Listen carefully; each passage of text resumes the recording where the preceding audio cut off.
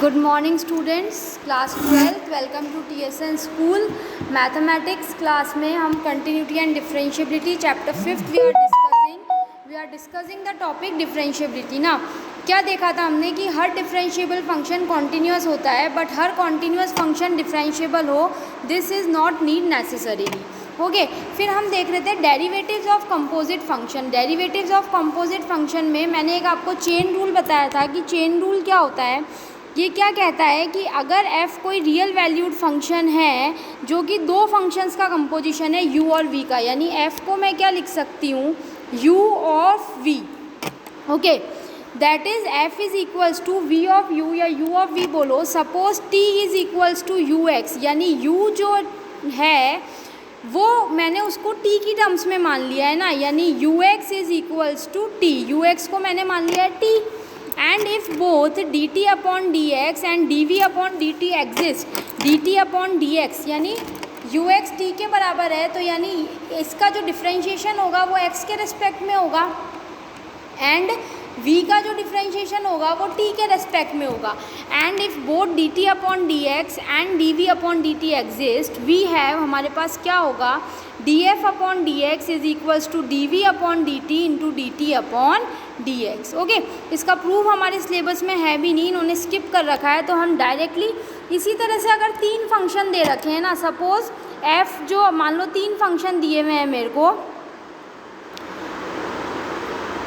जैसे f दे रखा है w composition u composition v, तो इसमें भी मैं चेन रूल लगा सकती हूँ. मैं कैसे लगाऊंगी, f का x के रिस्पेक्ट में करूँगी, कैसे w का s के रिस्पेक्ट में, s का t के रिस्पेक्ट में और t का s के. देखो dt से dt कैंसिल, ये कैंसिल, इस तरह से ये कैंसिल आउट हो जाता है. अल्टीमेटली जो हमको चाहिए होता है चीज़ वो ही बचती है dw अपॉन dx. पर इसमें हमने क्या किया, t को मैंने vx माना और s को मैंने ut माना. तो ये चीज़ आपको एग्जाम्पल से ज़्यादा क्लियर होएगी बजाय कि अपन ऐसे करेंगे. तो अपन एग्जाम्पल नंबर 21 देखते हैं. Find the derivative of the function given by f of x is equals to sine x square.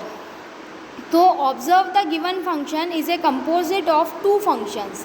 ये दो फंक्शन का कंपोजिट है. तो सबसे पहले x स्क्वायर को मैंने ux मान लिया और उसको मैंने t मान लिया. तो मेरा f ऑफ x कितना हो गया साइन t, और इस साइन t को अब मैंने मान लिया vt. क्लियर है. तो f मेरा दो का फंक्शन हो गया u और v का. तो f ऑफ x मेरा क्या हो गया v of ux which is equals to v of ux which is equals to v of x square which is equals to sine of x square. Clear है students. So अब मैं t को ux square माना है तो मेरा देखो dv upon dt कितना हो जाएगा cos t और dt अपॉन dx कितना हो जाएगा 2x. तो मैं चेन रूल लगाऊंगी, df अपॉन dx क्या होता है dv upon dt into dt upon tx which is equals to cos tx into 2. तो cos tx इंटू 2 कितना हो गया cos t. अब यहाँ पे मैं t की वैल्यू रख दूँगी. t की वैल्यू कितनी थी x स्क्वायर, तो ये 2x मैंने यहाँ रख दिया और ये हो गया cos x स्क्वायर. अल्टरनेटिवली इसके और भी तरीके हैं, आप इस तरह से भी कर सकते हो. देखो y को जैसे साइन x स्क्वायर है dy अपॉन dx निकालना है तो d by d x of sine x square. अब पहले साइन x का बताओ क्या होता है. साइन x का डेरिवेटिव होता है cos x, तो ये हो गया cos x स्क्वायर. अब वापस इसके अंदर जो x स्क्वायर है इसका मैं वापस करूँगी तो d by d x of x square which is equals to 2x cos x का स्क्वायर. क्लियर है स्टूडेंट्स. तो इस तरह से भी हम कर सकते हैं. Now let's come to example number 22. tan of 2x plus 3 का मुझे डेरिवेटिव निकालना है. तो सबसे पहले 2x प्लस 3 को t मान लेती हूँ. 2x प्लस 3 को यहाँ पे मैंने मान लिया ux, यानी ये जो मेरा फंक्शन ux है इसको मैंने t मान लिया. तो ये हो गया vx कितना हो गया मेरा tan t. तो v ऑफ ux क्या हो जाएगा मेरा v of 2x plus 3 which is equals to tan 2x plus 3 which is equals to fx. तो कंपोजिट फंक्शन है तो दोनों का डेरिवेटिव कर लेते हैं. ux है 2x प्लस 3, तो u का तो मैं डिफ्रेंशिएशन करूँगी और v है मेरा tan t, तो v का तो होगा t के रिस्पेक्ट में यानी dv upon dt which is sec square t, और फिर इसका जो होगा वो ये t के बराबर है ना, ये वैल्यू t है तो इसका होगा x के रिस्पेक्ट में. तो dt अपॉन dx मेरा कितना हो जाएगा 2. तो चेन रूल से मैं क्या कहूँगी, D F upon D X is equals to D V by D T into D T upon D X which is equals to 2 sec square X 2x plus 3. Clear है students? Now come to example number 23. Differentiate sine cos x square with respect to T. Sine है, cos है, X square है. दिख रहे हैं, देखो 3 function है, एक एक्स स्क्वायर है, एक कॉस है और एक साइन है. तो यहाँ पे सबसे पहले एक्स स्क्वायर को मान लेते हैं टी. सबसे पहले मैं एक्स स्क्वायर को मान लेती हूँ. क्या माना है इसने? हाँ सही है बिल्कुल, एक्स स्क्वायर को इन्होंने माना है टी. ठीक है, तो सबसे पहले डी टी अपॉन होगा डी एक्स. तो D T upon D x कितना हो गया, देखो 2x. एक्स स्क्वायर को टी माना, फिर मेरा बचा कॉस टी, है ना. इस कॉस टी को मैं मान लेती हूँ v. ठीक है, इस कॉस टी को मैंने माना v.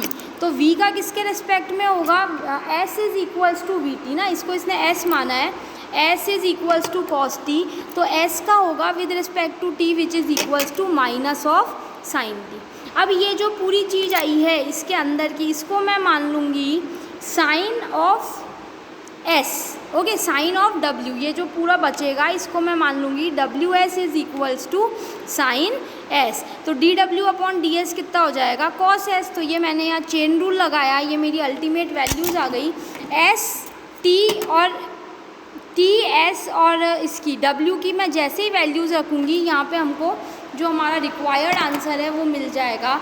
तो इस तरह से क्या होता है बच्चों, हम चेन रूल अप्लाई करते हैं कि एक फंक्शन को दूसरे फंक्शन के कंपोजिशन में मान के चले जाते हैं और एक को दूसरे के रिस्पेक्ट में डिफ्रेंशिएट करते रहते हैं. तो देखो कंफ्यूज होने की बिल्कुल ज़रूरत नहीं है, बिल्कुल सिंपल होता है. जैसे sine of cos x square माना है, साइन ऑफ कॉस कितना माना है अपन ने,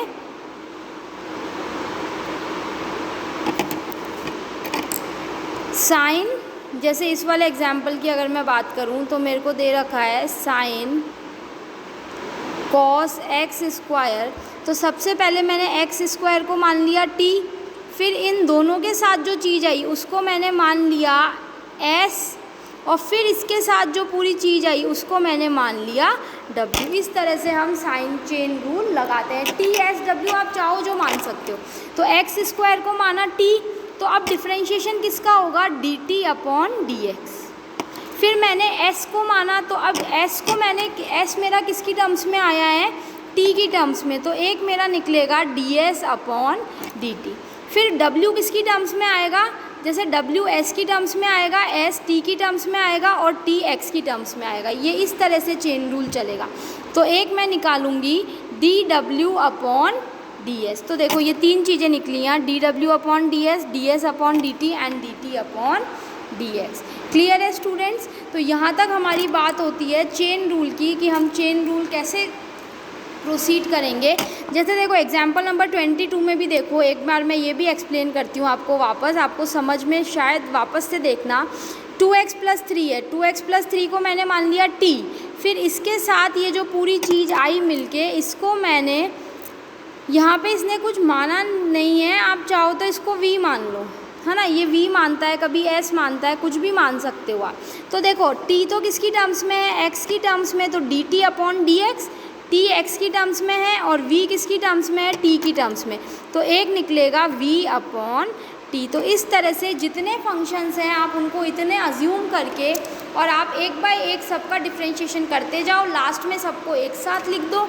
जैसे ही एक साथ आंसर आता है हम उसको जो जो हमने माना है, जैसे यहाँ t माना है, v माना है, उन सब की वैल्यूज़ हम वापस एज़ इट इज़ उसमें पुट करते जाएंगे. तो ये यहाँ हमारे एक्सरसाइज 5.2 जो बहुत इम्पॉर्टेंट एक्सरसाइज है, एक्सरसाइज 5.2 तक का पोर्शन हमारे यहाँ कंप्लीट होता है. चेन रूल लगाना हमको बहुत अच्छे से आना चाहिए. ओके, चेन रूल हुआ. अब इससे रिलेटेड आगे जैसे प्रोडक्ट के, डिवाइड के, जैसे u इंटू वी का डिफ्रेंशिएशन कैसे करेंगे, u अपॉन v का डिफ्रेंशिएशन कैसे करेंगे, ये सब हम और भी नेक्स्ट क्लासेस में देखेंगे. तब तक आप एक्सरसाइज 5.2 जो है आप उसको ट्राई करिए. सॉल्यूशंस जो होते हैं मैं एज़ पॉसिबल आपको इनके सॉल्यूशन सेंड करने की ट्राई करूँगी ना. बहुत सारे क्वेश्चन है एक्सरसाइज 5.1 में. It's like more than 34 questions और 33 और 34 questions are there. You just go through them and try all the questions. Okay students, तो चेन रूल हम अच्छे से देखते हैं. ये हमने चेन रूल देखा अभी। Then in next further classes इससे रिलेटेड और जो भी हमारे क्वेश्चंस होते हैं u इंटू वी के, और वो सब हम डिस्कस करेंगे। Thank you students.